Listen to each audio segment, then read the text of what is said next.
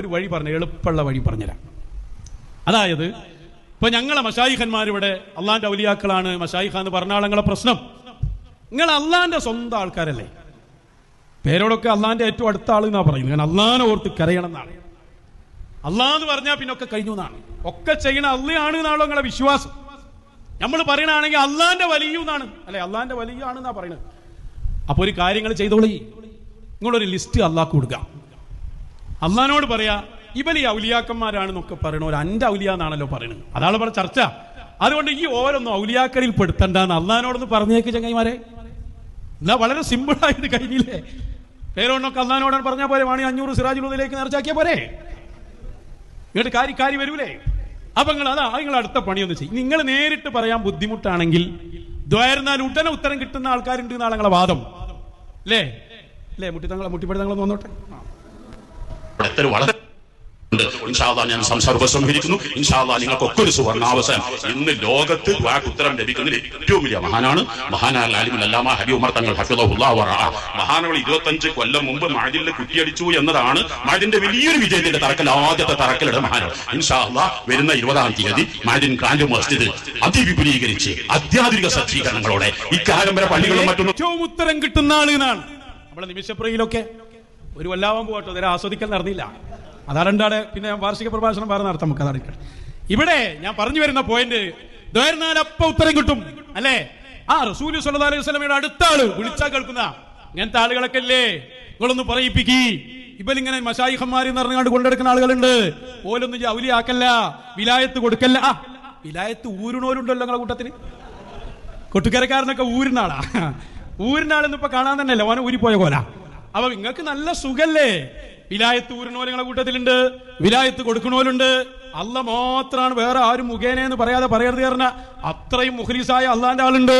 ദ്വാരുന്നാൽ ഉത്തരം കിട്ടുന്ന ഫസ്റ്റ് ആളുണ്ട്. ഇതൊക്കെ ഉണ്ടായ നിങ്ങൾക്ക് എന്തിനാണ് തല്ലൂടാൻ വരുന്നത്? എന്തിനാ കുത്തിത്തിരിപ്പ്?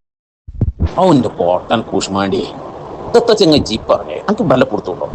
ആ കോമാടന്റെ തന്ത അങ്ങേ പുറത്തെ സൈഡിലും വേറൊരു തല കേട്ടിട്ട് മയം തിങ്ങിയാ പോലെ കുറച്ച് പൊട്ടന്മാർ ബാക്ക് ഇറ്റിങ്ങൾ ഇങ്ങനെ വിളിച്ച് കൊടുക്കുകയും ചെയ്യാം.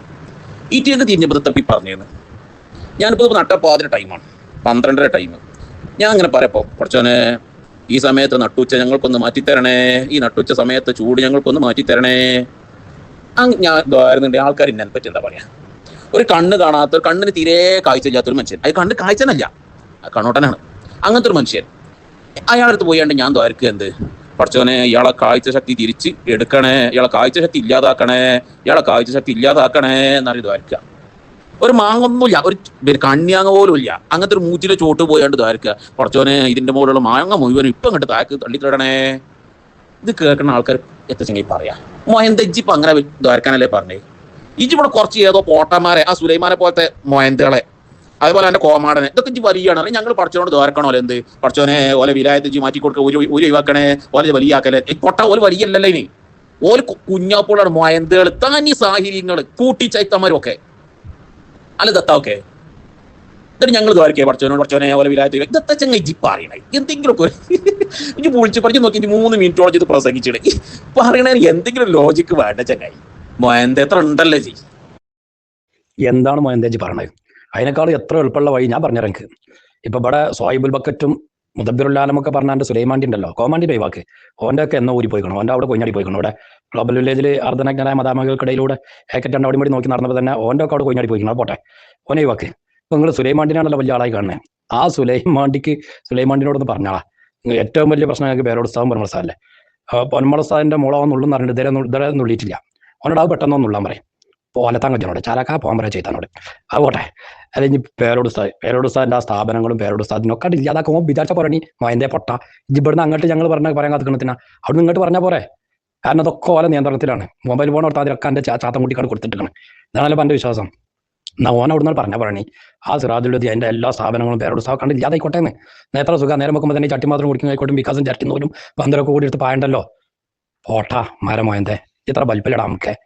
ഇത് ഇങ്ങനെ ചിന്തിച്ചാൽ പോലെ ചെയ്താനേ. ഇതുമാണ് ഞാൻ പറഞ്ഞുതരാൻ എനിക്ക്. ആ ചേക്കുട്ടി ബാബ സുലൈമാനും മറ്റേ കുട്ടിച്ചാത്തനും എന്താ പറയാ ഗ്ലോബൽ വില്ലേജിലെ ആ ചെങ്ങായും ഇവരെല്ലാവരും കൂടി കണ്ടിട്ട് ഇവർക്ക് എന്ത് ചെയ്താൽ പോരെ, ഒറ്റ ഈ പ്രസ്ഥാനത്തിനാണ് ഇല്ലാതാക്കണം എന്ന് പറഞ്ഞാൽ പോരെ. ഇവർ കാര്യമായിട്ട് ഇപ്പം കുറച്ചായിട്ട് നമ്മളെ പ്രസ്ഥാനം മുഴുവനായിട്ടും വ്യാജാണ് അറിഞ്ഞ് നടക്കുക. ഒറിജിനൽ വേറെയാണ്. ഈ ഒറിജിനൽ പറയുന്നത് ഇവരാണ് ഇപ്പോൾ ഒറിജിനൽ എന്നൊക്കെ ഫുള്ള് പറഞ്ഞതാണ്. ഇവനാണ് ഒറിജിനൽ. ഷംസുലമൻ്റെ ആദർശം പറയാൻ ആകെ കിട്ടിയത് അവസരമാണല്ലോ ഇവൻ്റെ. അപ്പനാണ് ഇപ്പോൾ ഒറിജിനൽ.